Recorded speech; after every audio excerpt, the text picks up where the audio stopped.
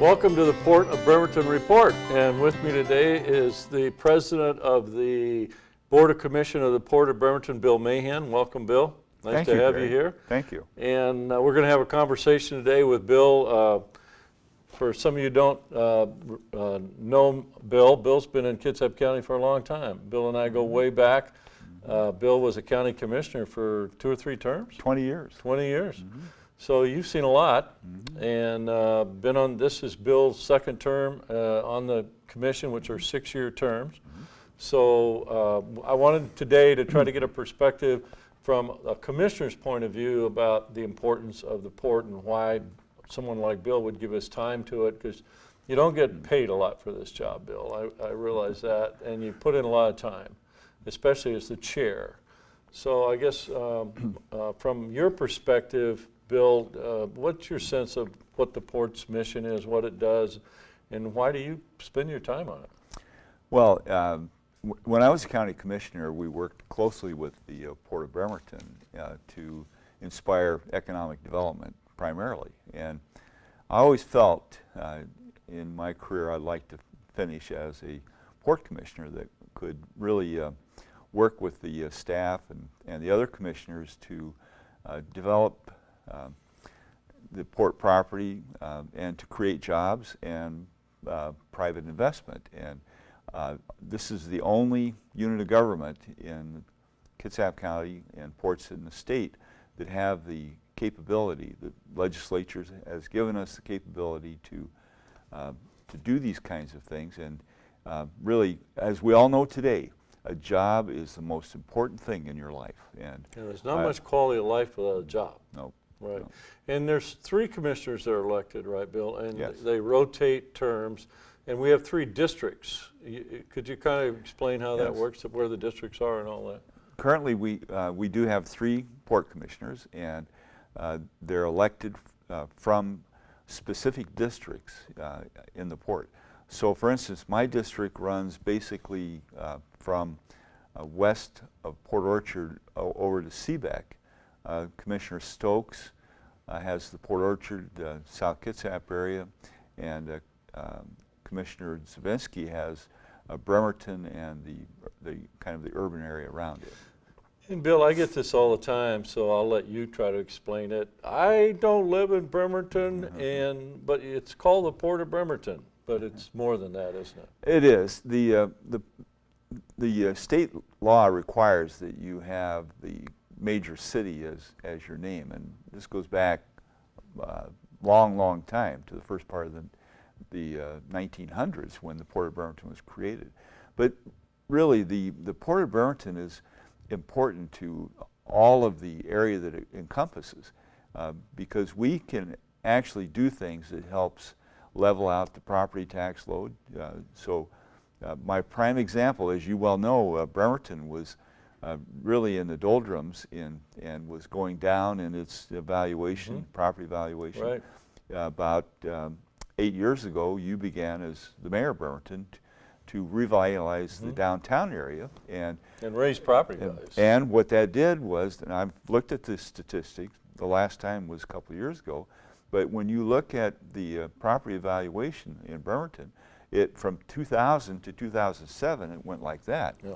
And what that does is it reduces the tax load to folks in Olalla and Seebeck and you know, I used to have this debate with citizens all the time because they were seeing we have a 1% lid on property tax. Now that doesn't mean there are other government institutions that don't, but in this state we do. And so you're getting appreciated value in your real estate, but at the same time you're only paying 1% more than you did the previous year. So I mean, your biggest asset that most of us have is our home.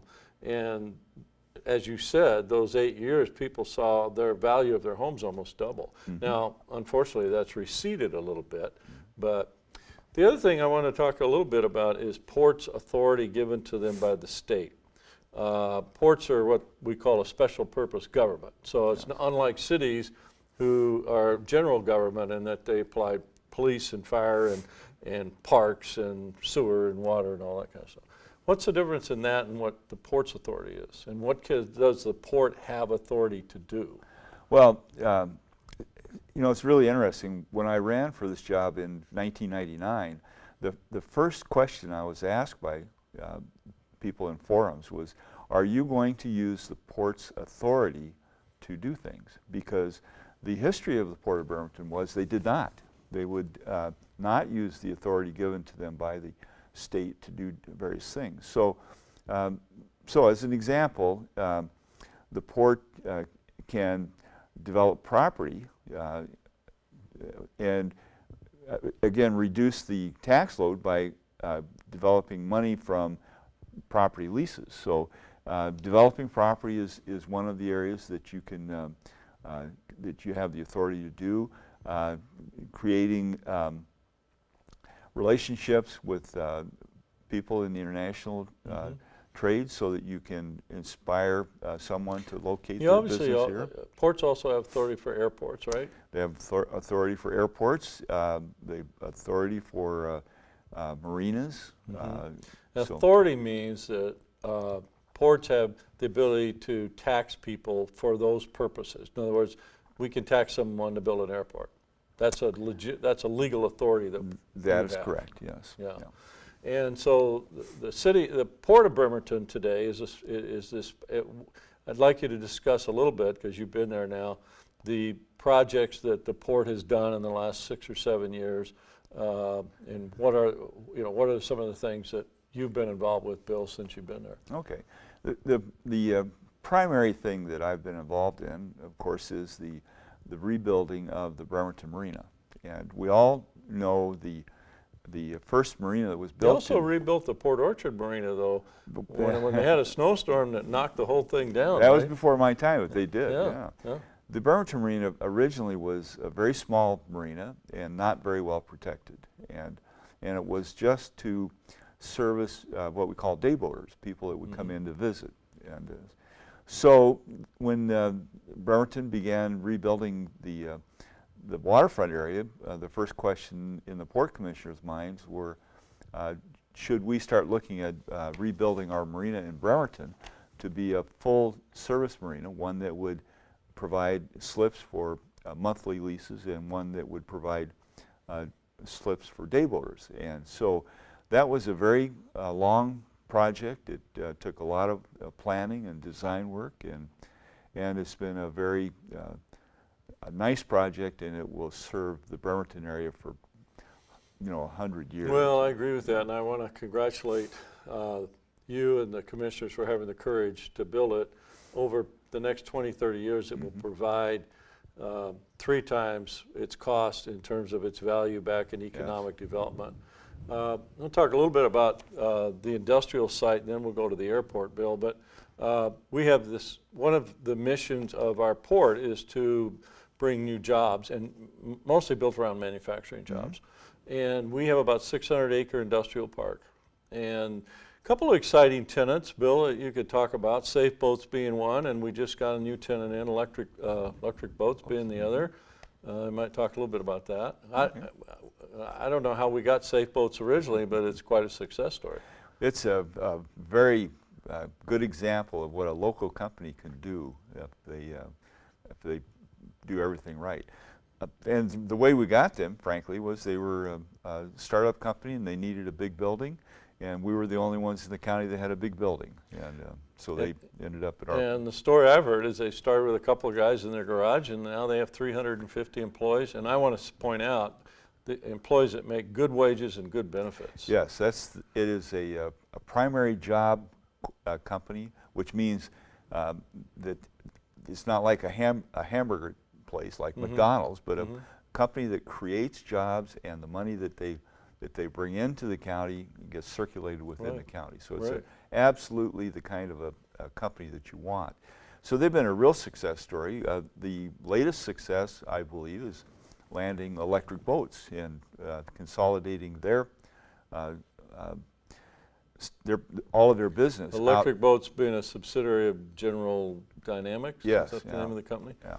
So that will be a tremendous client for us, not only because of them, but I believe they will draw other companies with them that they do business with. So I think you're going to see some other contracts. And for those that don't know, Electric Boats isn't a company that makes little bitty electric boats.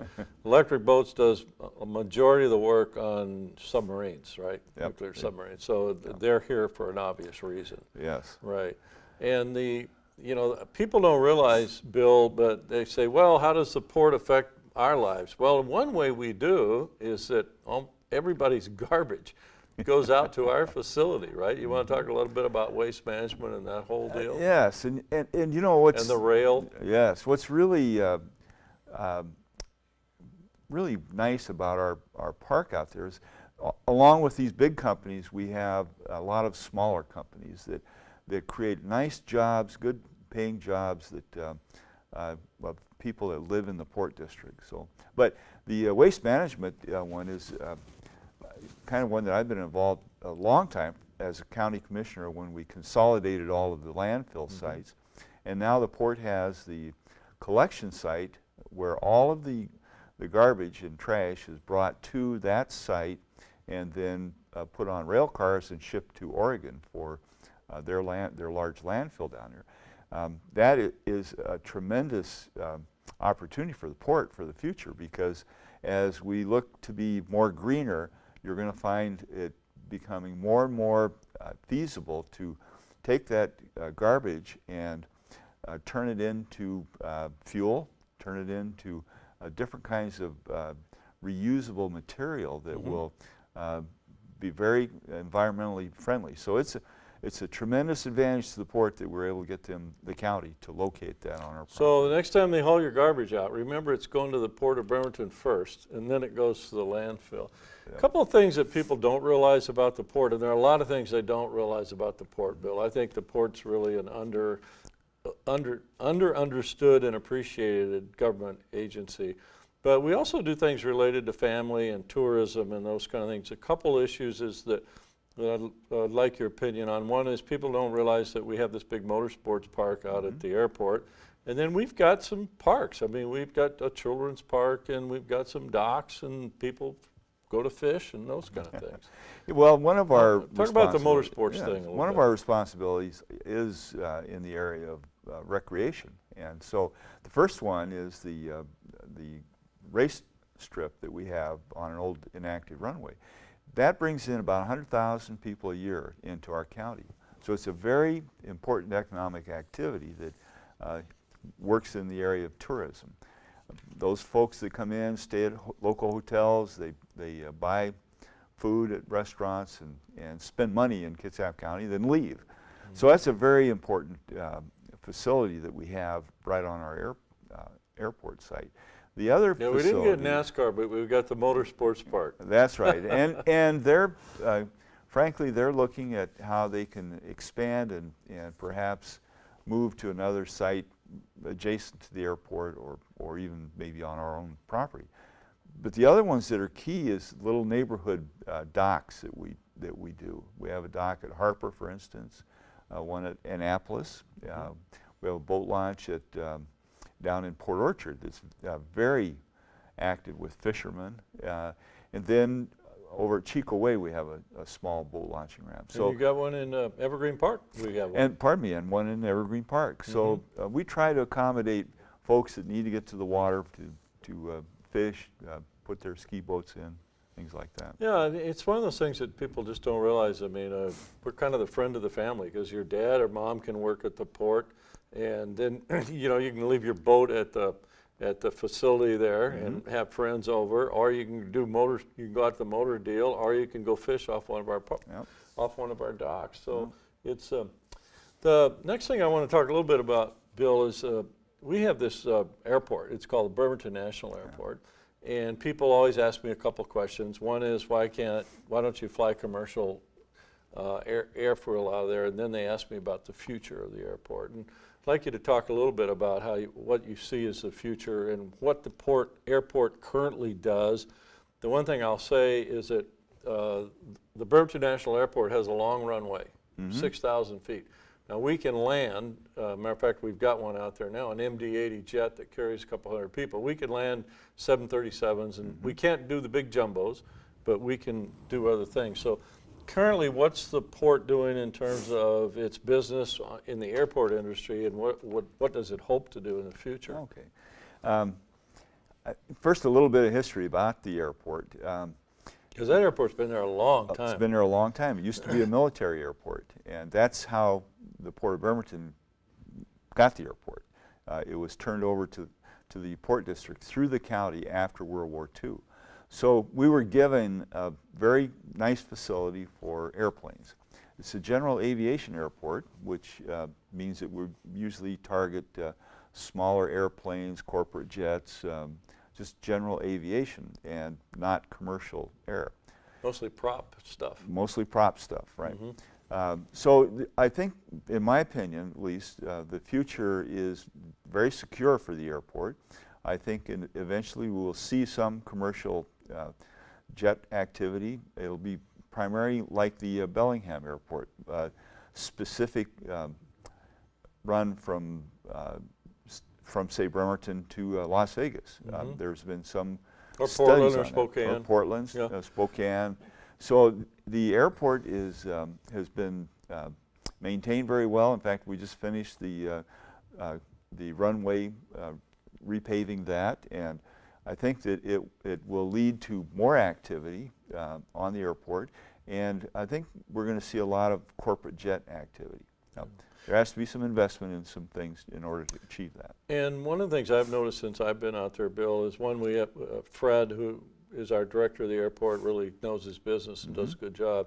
And second, the airport is part of our business. It gets a lot of, it gets very secure funding from the FAA. Almost everything we do out there is about a 95 to 5% grant versus our match. So it's a, you know, in terms of running it operationally and being able to upgrade the infrastructure, there's usually money there. That's very important because when the Department of Defense gave us the airport, they wanted the industrial uses to pay for the airport for our 5% upgrades. And the FAA has had this long-standing responsibility to help us keep the airport up, because the federal government sees that as a facility that if there was a problem, that they would be able to use again. So they're very interested in maintaining the airport.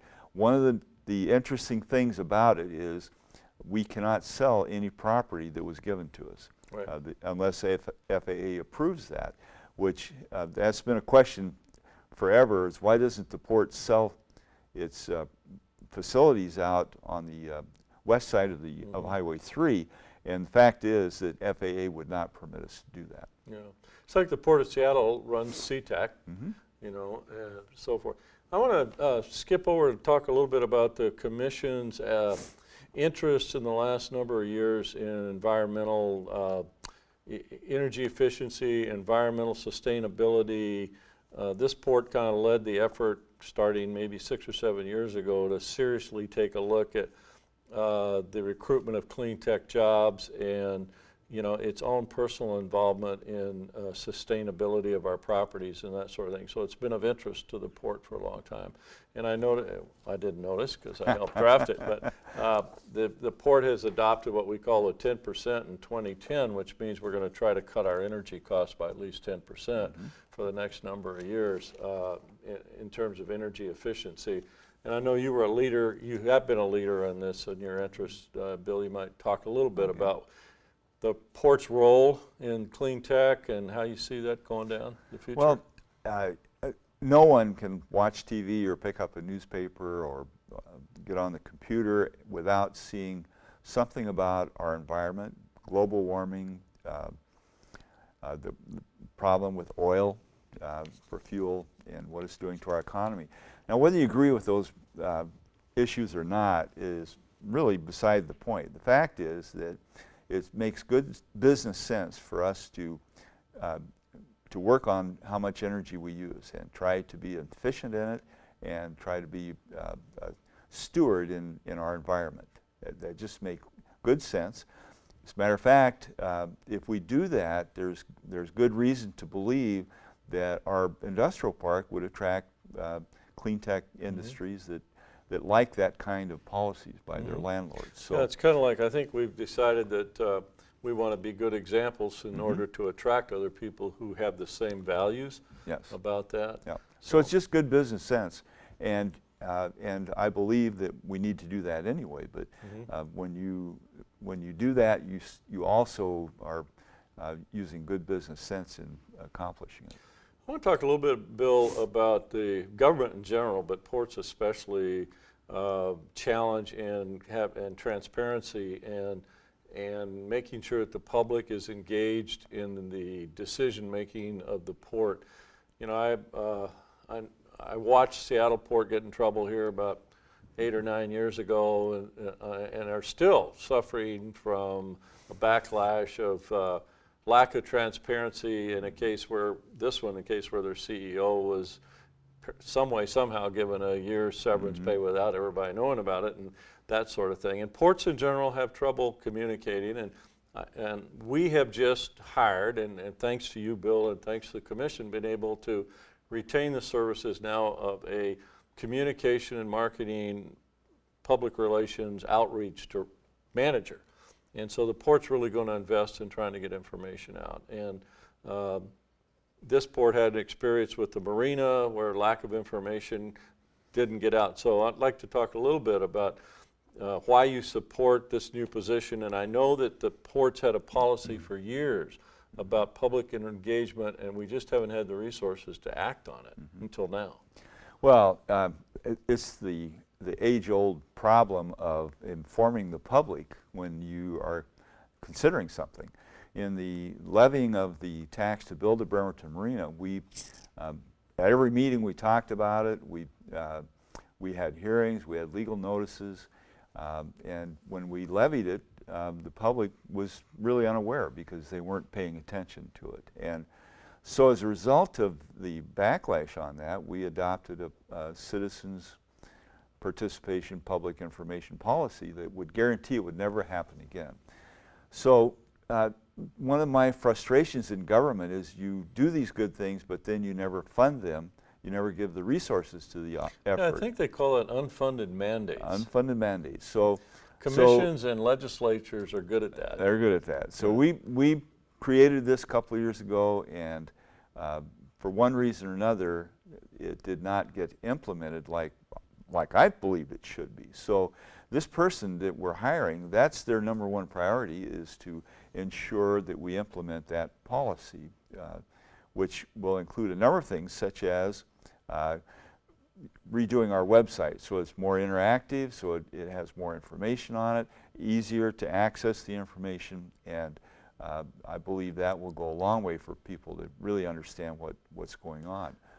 You know, we've already seen a little bit of success from that because people there's people watching the port now, and there are people that are coming in and jumping in with their opinions on things that we do. Right.